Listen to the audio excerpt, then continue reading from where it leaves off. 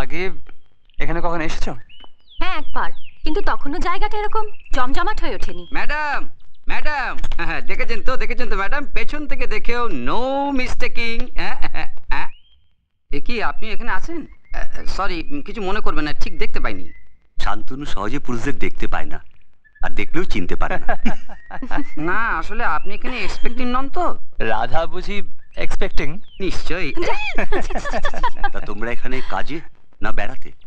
এখানে আর কি কাজ থাকতে পারে বলো, আমরাও তোমাদেরই মতো। আচ্ছা চলি।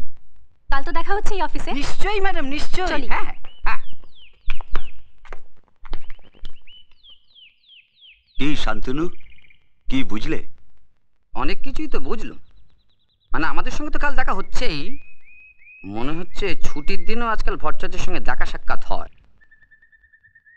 এই নাও। Thank you.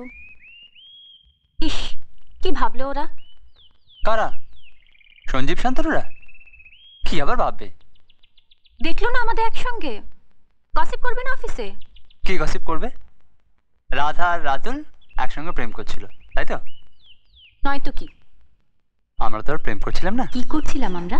তাতে কি, ভাবতে কি অসুবিধে? যেটা ভাববে সেটা কি মিথ্যে? তাহলে অবশ্য আরো আরো অনেক দূর ভাবা যায়।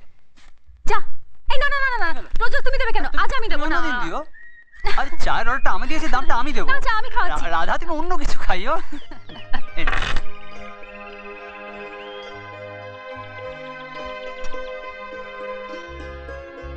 ইস, কি করলাম? চায়ের জন্য থ্যাংক ইউ।